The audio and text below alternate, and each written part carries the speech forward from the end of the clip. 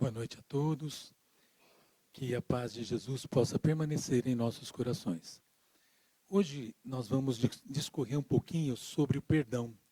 É um tema bastante interessante porque nós estamos em tempos difíceis, né? Em todos os sentidos. Se a gente olhar para a humanidade, guerras pipocando em todos os lugares, a tensão no Oriente Médio, se fala até numa terceira guerra mundial. A gente vê as pessoas intolerantes uma com as outras. Os índices de linchamentos no Brasil atingem índices estratosféricos. A paciência parece que se esgotou. Não se acredita mais na justiça, nas autoridades. E as pessoas começam a pensar que elas têm direito de fazer a justiça com as suas próprias mãos. Será que isso é correto? Será que o perdão está esquecido pela humanidade? Onde anda o perdão? E, na verdade, a gente vai perceber que no mundo que a gente vive, invariavelmente, mais cedo ou mais tarde, nós vamos nos ver numa situação em que nós vamos precisar pedir perdão a alguém ou a gente vai precisar aceitar esse perdão de alguém. Então, são situações que invariavelmente a gente vai seguir. Nós vamos fazer primeiro uma investigação sobre o perdão, não à luz da doutrina espírita, mas sim da psicologia. Como é que a psicologia enxerga o perdão? Será que o perdão faz bem para a gente? Será que não faz? Será que tudo o que acontece na nossa vida deve ser perdoado? Perdão e esquecimento são as mesmas coisas? Nós vamos fazer uma breve introdução sobre esse prisma e depois a gente vai ver como que é que a doutrina espírita também enfrenta esse tema.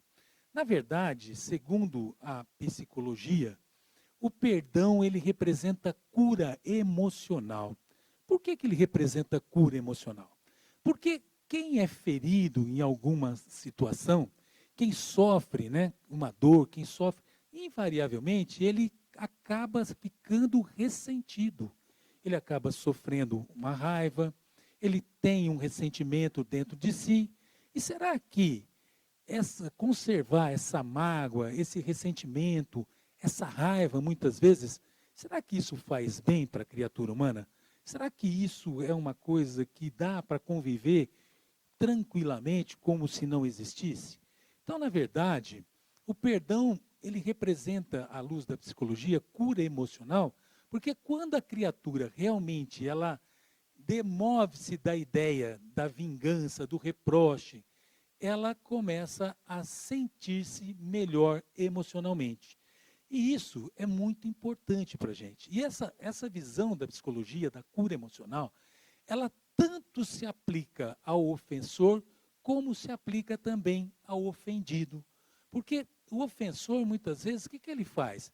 Quando ele se dá conta de que ele ofendeu, bate a primeira coisa o arrependimento. E esse arrependimento ele pode se transformar numa culpa, num remorso. E carregar a culpa e o remorso dentro de si não é uma coisa saudável do ponto de vista emocional. Para aquele que sofreu a ação, também carregar a mágoa, a raiva, a dor, o ressentimento, também não é muito interessante. Por isso que a psicologia entende que o perdão ele provoca uma cura emocional, tanto para o ofensor quanto para o ofendido. Liberar-se dessas emoções negativas traz uma paz interior muito importante. E até uma técnica, um ramo da psicologia, que trata dessa situação, que chama-se a terapia cognitivo-comportamental, o tal do TCC, ou seja, os psicólogos trabalhando com os seus pacientes para desenvolver essa chama do perdão dentro deles. E é muito interessante, porque para quem pede perdão, olha que coisa interessante, ele passa a assumir a responsabilidade pelos seus atos. O ato de pedir perdão é justamente isso, a pessoa reconhecer que ela se equivocou, que ela realmente feriu uma suscetibilidade de alguém e que isso é uma coisa que aconteceu na vida dela e que ela precisa assumir essa responsabilidade. Um outro ponto de vista também é que quem vai pedir o perdão, Ele está buscando o quê? Ele está buscando uma reconciliação com aquela criatura que foi ofendida. Ou seja, ele está procurando reparar os danos que decorreram dessa ofensa que causou essa raiva, essa mágoa, essa dor, esse ressentimento na outra pessoa. E também ele está se livrando da culpa e do remorso, o que obviamente que se isso perdurar, vai de uma forma ou de outra comprometer a sua saúde, não só emocional, mas a sua saúde física também. Algumas razões existem também que levam a pessoa a libertar-se desses sentimentos negativos, que é receber ou perdoar, né? Então, aquele que sofreu a ação, será que é benéfico para ele também, do ponto de vista da psicologia, perdoar? Então, a psicologia também entende que para aquele que sofre a ação, o ofendido, também é muito importante perdoar. E ela traz 3 razões para isso aí. Ela diz assim, que ele se liberta desse sentimento negativo, que quem não perdoa está comprometendo a sua saúde mental, e manter relacionamentos saudáveis importa também em aceitar o perdão. Imaginemos nós no nosso lar, ali onde a gente está despido do verniz social, é onde na maioria das vezes a gente mais ofende as pessoas. Onde nós deveríamos mais amar as pessoas, normalmente é no âmbito familiar que a gente mais ofende as pessoas. Por quê? Porque quando a gente está despido do verniz social, nós nos damos algumas liberdades. E aí começam aquelas brincadeiras. E as brincadeiras que magoam, que ofendem, que humilham, elas não são brincadeiras. E a gente precisa pensar nisso. Então, muitas vezes, se a gente não se der a essa tarefa de pedir perdão ou de perdoar, principalmente no âmbito familiar, nós transformamos o nosso ambiente familiar num palco de guerra, de desavença, de dissensões. E ali tem que ser justamente o contrário. Tem que ser um cadinho de amor, de compreensão, de tolerância, de paciência. Perdoar é fácil? Obviamente que não. E todos nós sabemos.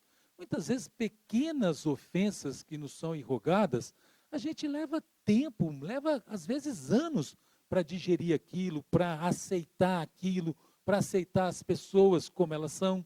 Às vezes a gente demora muito com pequenas ofensas. Com aquelas maiores ainda, né? O perdão é uma atividade que demanda uma atividade assim, com muita aguerrida, uma atividade muito aguerrida, ou seja, muita vontade de conseguir superar aquela situação que nos faz vincular a outra pessoa e de forma negativa. Então o perdão leva tempo, não adianta falar assim, eu vou perdoar. Eu tenho que passar por um processo de autoconhecimento, um processo de desejar realmente perdoar, de conhecer aquela situação que ela realmente me ofendeu, que eu estou sentindo aquela mágoa, que eu estou sentindo aquela raiva, aquele ressentimento. Ela precisa de todo um processo para que a pessoa possa realmente se livrar da ofensa e aplicar o perdão na sua maior essência. E isso cada um tem o seu tempo. Não adianta a gente querer que cada um perdoe na hora que a gente quer. O perdão e também a aceitação do perdão, elas vão ocorrer de acordo com o conhecimento e o crescimento pessoal de cada um. Perdoar é a mesma coisa que esquecer a ofensa? Porque muitas vezes a gente fala, esquecer a ofensa é perdoar. Será que é? O nosso cérebro, ele registra tudo o que acontece na nossa vida. Então, se alguém nos ofendeu, e eu estou muito triste, eu estou muito magoado, como é que eu esqueço essa ofensa? Como é que eu esqueço isso? Como é que eu passo uma borracha, eu deleto isso da minha mente? Na verdade, eu não consigo fazer isso, porque foi alguma coisa muito grave, que trouxe para mim um sentimento de mágoa, de ressentimento, de raiva. E é difícil a gente se libertar disso como se fosse um passe de mágica. Falar, eu vou estralar o dedo e eu me esqueço disso. Então, nem sempre perdão e esquecimento andam juntos. Não são situações que andam juntas. Muitas vezes, quando a gente fala no perdão, na ideia não é esquecer a ofensa, é nos demovermos da ideia de vingança, de nos libertarmos desse ressentimento de dentro da alma, porque o fato em si muitas vezes a gente não vai conseguir verdadeiramente esquecer, porque aquilo está registrado na nossa mente. Tem uma psicóloga e professora da Universidade Federal de Minas Gerais e da PUC de Minas Gerais, que é Maria Clara Joste, e ela faz uma definição do perdão que é bastante interessante para a gente refletir. Ela diz assim, que o perdão representa um ato de liberdade. Por que é um ato de liberdade? Porque as pessoas que estão se vinculadas na cadeia do ódio, quando um pede perdão e o outro aceita o perdão, aquela cadeia se desfez. É uma libertação para essas pessoas que estão vinculadas por esse vínculo do ressentimento. É um movimento gratuito. Ou seja, as pessoas perdoam e às vezes elas nem sabem por que elas perdoam. Elas não colocam nenhum tipo de condição para que sejam perdoadas. Que não precisa da razão. Quem perdoa, diz ela, se liberta da raiva, do rancor, do ódio e, consequentemente, de doenças que esses sentimentos podem trazer. E ela alerta, não é fácil perdoar, porém é heróico, é nobre, é elevado. A medicina também se preocupa com essa questão do perdão, dos males que ele traz para a gente? Sim. Tem uma pesquisa que foi feita por uma professora de psicologia do Hope College, em Michigan, nos Estados Unidos, chamada Charlotte Van Owen. Ela e mais mais outros pesquisadores fizeram uma pesquisa com 71 voluntários. E eles falaram para eles assim, eles estavam monitorando a pressão cardíaca, os batimentos, as emoções dessas pessoas, e eles falavam assim para elas, olha, pense num fato muito grave que te causou um ressentimento muito acentuado. Pense nisso. Quando essas pessoas pensavam nesse fato que estavam lá gravados no seu subconsciente, a pressão sanguínea aumentava, os batimentos cardíacos aumentavam e a tensão delas aumentava como se fosse aquela pessoa que tivesse munida de um sentimento de raiva. Contrário senso, quando eles falavam assim, olha, agora pensa em perdoar aquela pessoa, em se acertar com aquela pessoa. Os batimentos cardíacos voltavam, a pressão arterial voltava ao normal e a tensão delas voltava ao normal. O que mostra de forma bem clara que os prejuízos físicos que esses sentimentos trazem são muito acentuados. Então, desse ponto de vista da psicologia da medicina, o perdão também é muito interessante para tanto o ofendido quanto para o ofensor. Por isso que a gente começou dizendo, representa cura emocional. Mas e o perdão segundo entendia Jesus? Como é que é o perdão na visão do Cristo, né? Se a gente pegar um vídeo aí que é bacana, do José Raul Teixeira, ele vai estudar a palavra perdão na sua etimologia. E ele fala que ela vem do latim. Perdoar quer dizer perdonare, ou seja, o prefixo per quer dizer além e donare, doar-se. Então ele diz assim, que perdoar, na verdade, é doar-se além, é dar além daquilo que esperam da gente.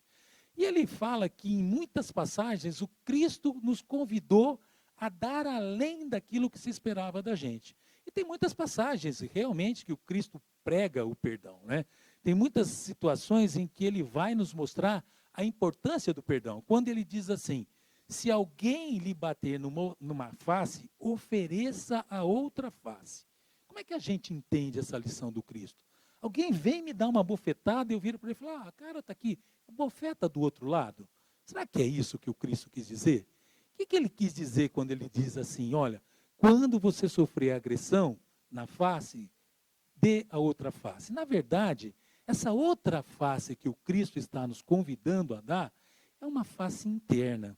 Ou seja, é aquela de não vingar, é aquela de perdoar, é aquela de entender a situação daquela criatura que nos agride, é aquela de entender que se a gente revidar na mesma altura da ofensa, nós nos colocamos na mesma situação do ofensor.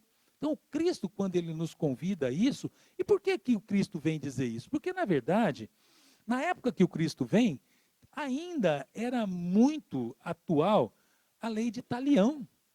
A lei de Talião que falava olho por olho, dente por dente. E o que era essa lei de Talião nessa época? Na verdade, essa lei de Italião nessa época, ela propunha o quê? O revide, a vingança. Douglas, mas a lei de Italião não representa um avanço na legislação? Se a gente for pensar, ela representa sim. Porque ela vem lá do Código de Hammurabi, ou seja, do século VIII a.C., na Mesopotâmia. E, na verdade, por que essa lei foi um avanço na legislação? Porque o revide antigamente, ele era desproporcional à agressão. Então, só para a gente ter uma ideia, se a criatura ficasse devendo um dinheiro para alguém, esse credor ele podia transformar a criatura no escravo e os seus familiares também. Ora, a reação é desproporcional à agressão. A lei de Italião ela vem falar, não, a reação tem que ser proporcional à agressão. Isso já representou um avanço. Só que a humanidade, eu estou falando do século VIII a.C., a humanidade vai evoluindo, já na época do Cristo, essa lei já não dava mais para ser aplicada. Por quê? Porque agora ela representava a vingança, o revanche. E aí ele vem dizer, não, nós precisamos mudar essa história, já não dá mais para que a humanidade se paute nessa lei de Italião. E ele vem explicar a importância do perdão, propondo que, se eu for agredido, não reagir na medida que eu for agredido, ou tentar o quê? Assimilar a agressão, não reagir, não vingar, não ter rancor, não carregar o ódio dentro de si. Quando Pedro pergunta ao Cristo, Senhor, quantas vezes devo perdoar o meu ofensor? 7 vezes? O que o Cristo diz? Não te digo 7 vezes, mas 70 vezes 7 vezes. Ah, então é só 490 vezes? Não. Na verdade, o Cristo estava dizendo que o perdão tem que ser uma prática, ele tem que ser exercitado infinitamente. Todas as vezes que a gente for agredido, a gente tem que reagir com o perdão. E por que com o perdão? Porque o perdão é libertador. Se a gente reagir na mesma altura da ofensa, nós estamos sendo iguais àqueles que nos têm ofendido. E aí, o mal que sai de mim é o verdadeiro mal. Aquele mal que alguém me faz, para mim, não é o mal. O mal é aquele que sai de dentro de mim. E se eu reagir, eu vou estar, então, nessa mesma situação do agressor. E muitas vezes, o agressor é um doente, alguém que está passando por um problema muito sério, muito grave. E precisa da nossa compreensão. Outra passagem do Cristo, quando os escribas e os fariseus lhe apresentam a mulher adúltera, e a lei mandava na época que se apedrejasse a mulher adúltera. E eles vão lá tentar o Cristo e falam aqui, Senhor, qual é a sua posição sobre isso? Moisés manda na lei que apedrejemos, que lapidemos as adúlteras. E, na verdade, ele estava tentando o Cristo, Porque se ele falasse que tem que perdoar, ele estava contrariando a lei mosaica, tinha do que acusar. Se ele mandasse apedrejar, ele estaria, então, pregando o ódio e o rancor. O Cristo, com a inteligência que ele era peculiar, escrevendo com o dedo na areia, ele simplesmente levanta-se e diz assim, aquele que não tem nenhum pecado, que atire a primeira pedra. E a história conta que eles foram se retirando, os velhos saindo primeiro, até que o Cristo fica sozinho com ela. E o que ele faz quando ele está sozinho com ela? Ele pergunta, onde estão os vossos acusadores? Eles não vos condenaram? Eu também não vos condenarei. E aí dá a impressão que o Cristo era conivente com o adultério? Não, só que ele fala assim, ide e no futuro não tornei a pecar. É uma lição muito importante que nos mostra o compromisso que a gente tem que ter com as nossas ações. Porque se a gente tiver que pedir muito perdão, ou tiver que estar perdoando muito, a gente precisa repensar a nossa vida. Porque quando a gente tem que perdoar muito, às vezes a gente está sendo muito orgulhoso, muito vaidoso. Qualquer coisinha que nos falam está nos magoando, está nos machucando. Quando a gente tem que pedir muito perdão, também a gente precisa repensar a vida, porque nós estamos destoando desses princípios que o Cristo vem nos pregar, que é o amor, a tolerância, a compreensão. Na verdade, o que a gente precisa fazer é sempre uma investigação íntima. Como que a gente tem se pautado na nossa vida de relação? Como que a gente tem atuado dentro do ambiente familiar? Como a gente tem atuado no nosso ambiente de trabalho, na casa espírita? Em todas as situações em que a gente vê se envolvido, a gente precisa ficar passando em revista as nossas ações para que a gente possa estar atento a essas questões que são mais importantes na nossa vida. Essa relativa ao perdão, ela é muito importante, Por quê? Porque ele é libertador. Se a gente ficar carregando essas chagas dentro de nós mesmos, nós vamos sofrer não só doenças do corpo físico, mas principalmente as emocionais. A depressão está de portas abertas para receber aquele que tem ódio no coração, para receber aquele que não perdoa, aquele que agride gratuitamente, ela está de portas abertas para recebê-lo. Ou seja, nós temos que estar atentos com olhos de ver e ouvidos de ouvir, e passar em revista as nossas ações diuturnamente, como nos orienta Santo Agostinho, lá na questão 919 de O Livro dos Espíritos, né? Da gente ter esses olhos de ver, esses ouvidos de ouvir. Outra oportunidade que o Cristo nos falava, né? Porque era costume dos judeus ir oferecer as suas oferendas. E ele diz assim, olha, quando você vier oferecer, tentar me agradar, porque a oferenda era tentar agradar a Deus, né? Quando o Cristo fala dessa passagem, ele está falando assim, olha, não adianta vocês virem aqui oferecer oferendas a Deus e se lembrar que tem alguém que pecou contra ti ou que você pecou contra ele. O que ele fala? Deixa a oferenda aí e ir diante se reconciliar. Ou seja, a importância da gente se reconciliar com aqueles que nos ofenderam ou com quem nós ofendemos ainda nessa existência.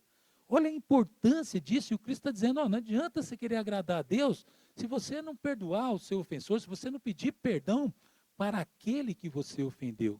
Porque não tem valor nenhum para Deus isso. Você traz o coração carregado de chagas e vai querer agradar ao Senhor. Outra oportunidade, né? Essa é demais. Eu não consigo compreender até hoje isso. Quando ele fala para a gente amar o nosso inimigo. Tanto que é tão difícil compreender isso, que Kardec faz essa pergunta lá no Livro dos Espíritos. Fala, mas como amar o inimigo? Às vezes a gente não ama nem aquele que a gente fala que é amigo. Quando o amigo precisa de alguma coisa mais grave, a gente vira as costas para ele e que para a pessoa que a gente diz que tem amor. Aí ele fala assim, desafia a gente a amar até o inimigo. Como conseguir amar o inimigo? Na verdade, nós não vamos ter pelo inimigo o amor que a gente tem pelo amigo. Mas o que o Cristo está nos propondo quando ele nos fala para amar os nossos inimigos, ele está nos chamando justamente a atenção para o perdão, para o esquecimento da ofensa. Mas não o esquecimento de deletar da nossa cabeça, mas de aquilo não nos causar mais incômodo, daquela situação não nos prejudicar mais, não judiar mais da gente, não fazer com que a gente perca o nosso equilíbrio, o nosso sono, a nossa paz interior. É nesse sentido que o Cristo nos propõe amar ao nosso inimigo, não revidar a ofensa, né? Ele diz pagar o mal com o bem. Quando a gente conseguir compreender essa lição do Cristo, obviamente que a gente vai viver em esferas mais felizes. E também a gente tem que olhar a questão do perdão à luz da doutrina espírita, que é muito importante. O que a doutrina espírita fala sobre o perdão? O perdão também é importante? Claro. A doutrina espírita, nós somos espíritas cristãos, nós seguimos a lei do Cristo, e obviamente que isso se aplica a nós. Mas para a doutrina espírita, como ela tem algumas nuances, o perdão ele se reflete em maior importância. Por quê? Porque quando a gente fala nas religiões, não só o Espiritismo prega o perdão, mas todas as outras religiões também, mas quando a gente fala das religiões não reencarnacionistas, o perdão ele tem uma importância relativa. E muito embora também, quando a gente fala do perdão da teologia, ou seja, dessas doutrinas não reencarnacionistas que o humano pode conceder o perdão da ofensa, a gente não pauta por essa ideia. Por exemplo, reza 10 Ave Maria, você está liberto desse crime ou desse erro que você cometeu. Se você fizer isso, você está liberto. Ou seja, o perdão concedido ao homem pelo homem, esse perdão para nós não existe aqui, né? Perdão das ofensas, ou seja, deleta a ofensa. Você está quite, tua consciência pode ficar tranquila porque alguém te perdoou. Isso não se aplica para a doutrina espírita. Por quê? Porque uma doutrina reencarnacionista, a gente tem que entender que Deus, ele não está acusando ou perdoando ou absolvendo ninguém. Deus não faz isso. Quem faz isso, como diz André Luiz, é a nossa própria consciência. Nós que passamos pelo tribunal da nossa própria consciência e vamos entender aquilo que nós precisamos pedir perdão a alguém, eventualmente. O que nós precisamos perdoar, mas é a nossa consciência. Então a doutrina espírita fala assim, a gente não precisa ficar pedindo perdão para Deus pelas ofensas que a gente comete, eventualmente. Porque Deus conhece o nosso tamanho, a nossa pequenez, Ele conhece isso. E todos nós que estamos no mundo de expiações e provas, é óbvio que uma hora nós vamos ter que pedir perdão, porque ninguém consegue acertar em tudo. E aí entra uma outra situação, que não é o tema da noite, pode ser um tema para outro dia, que é a questão do auto-perdão. Porque se a gente também não perdoar os erros que a gente pratica, como é que nós vamos perdoar os dos outros? Então nós temos que entender também que nós somos suscetíveis, todos nós podemos errar. Aí a questão é, permaneço no erro? O que eu faço quando eu erro? Quando a consciência me acusa? Qual é a ação que o espírita precisa tomar? Primeiro, quando a gente já tem o arrependimento, isso é fantástico. Porque se a gente já pensou, se a gente ofender as pessoas e nem se arrepender, nem se der conta disso, que o nosso coração está empedernido. Então, quando a gente reconhece o erro que nós praticamos, a ofensa que nós perpetramos, isso já é bom, é ótimo, porque vem o arrependimento. Veio o arrependimento, eu vou ficar só com aquilo na minha cabeça, eu estou arrependido, estou arrependido, estou arrependido. Não, para nós, espírito, nós precisamos de uma proatividade, nós precisamos fazer outra coisa. E o que é essa outra coisa? Nós vamos expiar essa falta que a gente cometeu e depois nós temos que partir para o quê? Para a reparação. Por isso que é diferente. Por isso que a gente fala que Deus não condena ou não absolve ninguém. Porque nós reconhecemos as nossas próprias faltas, esse reconhecimento nos leva a esse sentimento do arrependimento, e esse arrependimento nós expiamos, por quê? Porque expiar a falta, não é que Deus vai ser implacável com a gente, falando assim, ó, você feriu, você vai ser ferido. Não. Expiar essa falta é essa consciência que a gente tem e nos colocarmos no lugar daquela criatura que sofreu essa nossa ação para sabermos como foi ruim aquilo que nós praticamos. E depois vem o quê? Reparação. Se não tiver reparação, não adianta nada pedir perdão. Não adianta nada. Pedir perdão, arrepender, nós temos que reparar a falta. Por isso que o Cristo falava. Quando você tiver lá a sua prece, fazer a sua oferenda, e se lembrar que você tem uma desavença com alguém, vai antes lá se acertar, vai lá reparar isso daí. E mais um motivo para a gente acreditar que isso é necessário. Porque nós somos uma doutrina reencarnacionistas. Aquela história de que morto animal, morto veneno, para a doutrina espírita não se aplica. Quantos dramas de obsessões que a gente ouve e nos relatos da literatura espírita que se processam por anos a fios, por milênios, porque as criaturas não se perdoam, as criaturas não se aceitam. Quanto que isso não acontece? A criatura morre, mas fica vinculada à outra por aquela ligação do ódio. O ódio é negativo. E se a gente quebrar essa cadeia, olha, já pensou que gostoso quando a gente erra, pedir perdão para alguém, reconciliar, restabelecer a amizade, tirar aquele peso das nossas costas? Isso é muito interessante para a gente fazer. E o perdão, por que ele é difícil? Porque muitas vezes o nosso orgulho fala mais alto. A gente tem um orgulho tão grande que não nos permite, primeiro, reconhecer as nossas faltas, pedir o perdão e repará-las. Se a gente ainda está vibrando nessa faixa, nós precisamos mudar o nosso ponto de vista. E a doutrina espírita é um manancial de bênçãos para nos mostrar a importância de não carregarmos essas mágoas dentro da nossa alma. O ser humano reencarna, meus irmãos, para ser feliz. Ele reencarna para gozar de uma felicidade relativa que a gente pode ter aqui na Terra. Ninguém reencarna com o objetivo de fazer o mal. Se eventualmente nós o fizermos, nós temos que assumir essa responsabilidade. Temos que ter essa consciência que nós estamos num mundo em que realmente podemos errar. E aí, vamos ficar carregando culpa, remorso? Remorso é deletério.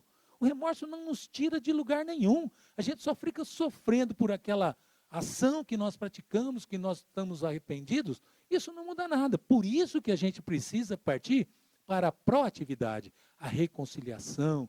Precisamos reparar esse dano da forma que a gente puder. Ah, mas eu não consigo mais reparar com aquela pessoa que eu ofendi. Repare com outra. Porque tem uma questão tão importante no Livro dos Espíritos, que fala assim, ó, a 661, Kardec pergunta assim, poderemos utilmente pedir a Deus que perdoe as nossas faltas? Olha lá, poderemos utilmente pedir a Deus que perdoe as nossas faltas? E olha que os Espíritos respondem, Deus sabe discernir o bem do mal. A prece não esconde as faltas. Aquele que a Deus pede perdão de suas faltas, só o obtém mudando de proceder. O que Jesus falou para a mulher adúltera? Ide no futuro, não pequeis mais. Então, se a gente pedir perdão das nossas faltas e continuar incidindo nas nossas faltas, não resolve nada. Nós temos que mudar o proceder. E olha que os Espíritos completam dizendo aqui, ó, as boas ações são a melhor prece. Por isso que os atos valem mais que as palavras. As boas ações são as melhores preces. Ou seja, vamos agir conforme a nossa consciência, ter essa humildade de reconhecer que nós podemos errar, que nós estamos num mundo em que a gente vai errar com certeza, mas que a gente, quando descobrir esse erro, quando tiver consciência disso, nos colocarmos nessa situação de mais humildade, de entender, colocarmos na situação daquela criatura que sofreu a ofensa que nós perpetramos e partir, obviamente, para a reconciliação, não carregar essas chagas dentro da nossa alma que são deletérias. Ódio, rancor, ressentimento, essas palavras têm que ser arrancadas da nossa vida. Nós não podemos, espíritas cristãos, conviver com isso na nossa vida. Se ainda nós trazemos essas chagas, é o momento de repensarmos a vida e entender o valor e a libertação que o perdão pode proporcionar a nós e àqueles que estão ao nosso derredor. Para encerrar, eu vou contar uma pequena história que mostra quão grande é o valor do perdão. Diz que dois irmãos, muito unidos, eles eram vizinhos de fazenda.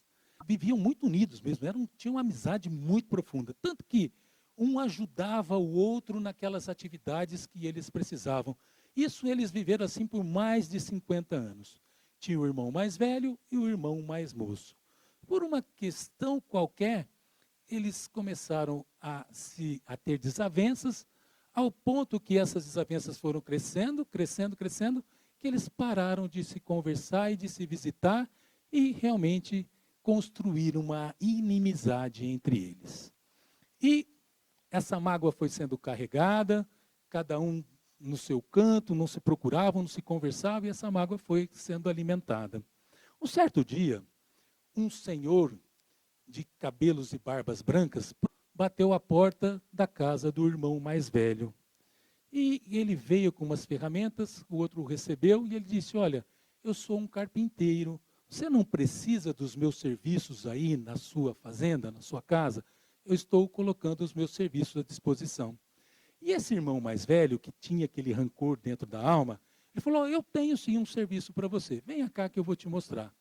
Está vendo aquele riacho ali, aquela divisa? Olha, aquele lugar ali sempre foi um lugar que tinha flores, plantas, mas eu tive uma desavença com meu irmão e aquilo é a divisa entre as nossas propriedades e ele pegou e mudou o curso do rio só para me prejudicar porque ele tem ódio de mim.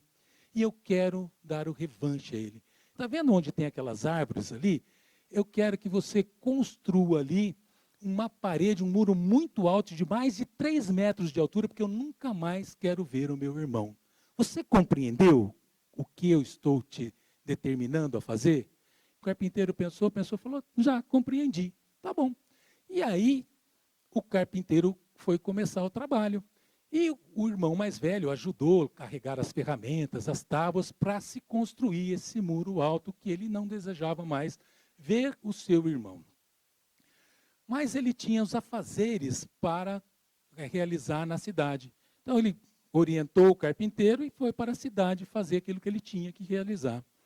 Quando ele volta no fim da tarde, vai ver a obra e tem uma surpresa muito grande. E ele fica muito nervoso, que ele não consegue sequer balbuciar uma palavra quando ele vê aquilo que o carpinteiro tinha feito. Ao invés de fazer aquele muro alto, para que ele nunca mais pudesse ver o seu irmão, o carpinteiro construiu uma ponte sobre aquele riacho. Uma ponte esmerada, uma ponte muito linda, que mostrou toda a sua capacidade de criatividade. E antes que o irmão mais velho pudesse repreender o carpinteiro, o irmão mais novo atravessou a ponte e veio abraçar o irmão mais velho, dizendo assim, poxa, depois de tudo que eu te fiz, você ainda teve a capacidade de construir uma ponte para religarmos novamente? E abraçando a ele, eles reataram a amizade. Viraram para o carpinteiro que já estava indo embora e falou, não, fique mais aqui, porque você precisa consertar outras coisas aqui nas nossas propriedades. E ele disse assim, não posso, porque eu tenho outras pontes a construir. Muita paz a todos.